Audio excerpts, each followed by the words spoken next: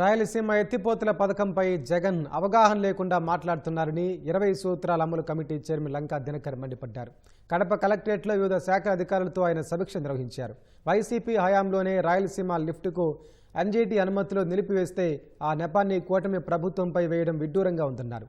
కడప జిల్లాలో అన్నమయ్య ప్రాజెక్టు కొట్టుకుపోయి 39 మంది చనిపోతే పట్టించుకుని జగన్ నేడు రాయలసీమపై మొసలి కన్నీళ్లు కార్చడం సిగ్గుచేటంటున్న లంకా దినకర్తో మా ప్రతినిధి మురళి ముఖాముఖి.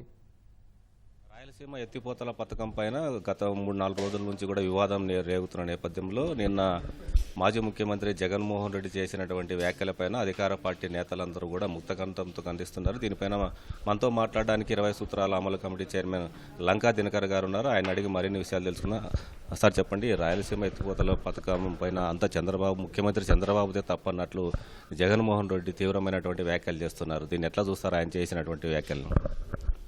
కడప జిల్లా సొంత గండికోట ప్రాజెక్టుకి సంబంధించినటువంటి బ్యాలెన్స్ ఉన్న పనులు పూర్తి చేయనటువంటి జగన్మోహన్ రెడ్డి గారు రాయలసీమ మొత్తానికి ఏదో మంచి చేస్తారు అనుకుంటే అది పొరపాటు.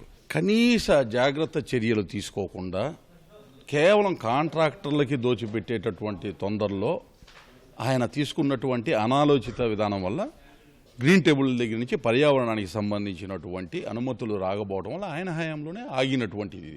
ఇటీవల కాలంలో జగన్మోహన్ రెడ్డి తరచూ పారిశ్రామికవేత్తలను భయపెట్టే విధంగా కూడా ఆయన వ్యాఖ్యలు ఉంటున్నాయి. మేము అధికారంలోకి వస్తే ఈ పెట్టుబడులు పెట్టిన వారందరినీ కూడా వెనక్కి పంపిస్తే ఆమెను కూడా మాట్లాడుతూ ఉన్నారు. ఇప్పుడు రాజధాని విషయంలో కూడా అదే ప్రస్తావించారు. ఎట్లా చూస్తారు ఆయన వైఖరి? స్పష్టంగా విధ్వంస అరాచక పాలన 2019-24 మధ్య జరిగింది కాబట్టి ప్రజలు బుద్ధి చెప్పి 11 స్థానాలకు పరిమితం చేశారు. బుద్ధి తెచ్చుకోకుండా అదే విధానాన్ని ఆయన కొనసాగించేటటువంటి క్రమంలో భవిష్యత్తులో మొన్న చెప్పినటువంటి బుద్ధి ఏదైతే ప్రజలు చెప్పారో అంతకన్నా తీవ్రంగా ఆయనకి ప్రజలు బుద్ధి చెప్పేటటువంటి పరిస్థితి ఉంటుంది.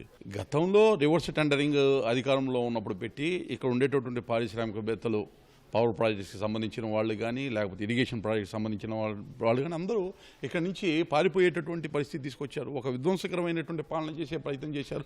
అదే విధానాన్ని కూడా ఈ రోజు కూడా కొనసాగిస్తూ ఉన్నారు. రాజధానిపై కూడా విషయం చిమ్మే విధంగా ఆయన వ్యాఖ్యలు చేస్తున్నారు. అసలు రాజధాని అక్కడ కట్టడమే వేస్ట్ అనే విధంగా కూడా తీవ్రమైనటువంటి ఆయన జగన్తో పాటు ఆ పార్టీ నేతలందరూ కూడా విమర్శలు చేస్తూ ఉన్నారు. వాళ్ళకి ఏం చెప్తారా మీరు? రాజధాని 2019లో రాజధాని నిర్ణయించేటప్పుడు విజయవాడ గుంటూరు మధ్య రాజధాని ఉండాలని 50,000 ఎకరాలు ఉండాలని చెప్పినటువంటి ప్రబుద్ధుడు ఎవరు? ఆ రోజు నదీ గర్భానికి దగ్గరలో లేదా, నదీ గర్భానికి దగ్గరలో ఉన్నా సముద్ర గర్భానికి దగ్గరలో ఉన్నా అనుమతులు రావాలంటే స్పెసిఫిక్గా ఆ రిస్ట్రిక్టెడ్ జోన్ ఏదైతే ఉందో ఆ మీటర్లు దాటిన తర్వాతే కన్స్ట్రక్షన్ చేసేటటువంటి పరిస్థితి. ప్రపంచవ్యాప్తంగా నాగరికతలు విరసిల్లింది, పెద్ద పెద్ద నగరాలు ఏర్పడింది, నదీ వనరులు ఉన్న చోట అనేటటువంటి వాస్తవాన్ని మరిచి ఈ విధంగా మాట్లాడుతానంటే ఒక విషపూరితమైనటువంటి ఆలోచనలు ఉన్నటువంటి వ్యక్తిగా ఆయన రాజధాని మీద ఏదైతే విషయాన్ని 2019-24 మధ్య మేట దాన్ని కొనసాగిస్తున్నాడు.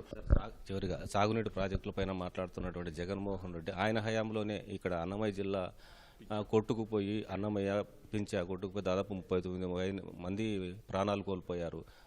ఏడాది లోపల దీన్ని పూర్తి చేస్తామని కూడా చెప్పాడు. ఇంతవరకు అది లేదు. ఆ ప్రాజెక్టుల పైన ఏం చెప్తారు?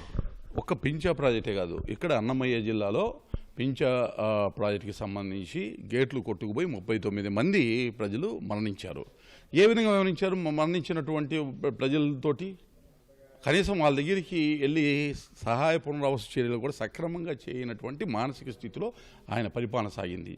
ఈ విధంగా ఒక పించానే కాదు, అన్ని ప్రాజెక్టులు, ఒక ఉత్తరాంధ్ర సుజల స్రవంతికి సంబంధించి ఏదన్నా ఒక ప్రాజెక్టు పూర్తి చేశారా? పోలవరానికి సంబంధించి ఎంత పని పురోగతి, ఈయన ప్రాజెక్టుల గురించి మాట్లాడేటటువంటి నైతిక అర్హత జగన్మోహన్ రెడ్డి గారికి అసలు లేదు. ఇది లంకా దినకర్ గారు చెప్తోంది. వైసీపీ హయాంలో అనేక ప్రాజెక్టులు కొట్టుకుపోయినప్పటికీ వాటికి న్యాయం చేయాల్సినటువంటి ముఖ్యమంత్రి స్థితిలో ఉన్నటువంటి జగన్మోహన్ రెడ్డి వాటిని పట్టించుకోకపోగా ఇప్పుడు కూటమి ప్రభుత్వం అభివృద్ధి పథంలో ముందుకు సాగుతున్న నేపథ్యంలో ఓర్వలేకనే బురద జల్లేటువంటి ప్రయత్నం చేస్తున్నారనే అభిప్రాయాన్ని 20 సూత్రాల అమలు కమిటీ చైర్మన్ లంకా దినకర్ గారు వ్యక్తం చేస్తున్నారు. కెమెరామెన్ జగదీష్తో మురళీ, టీవీ న్యూస్, కడప.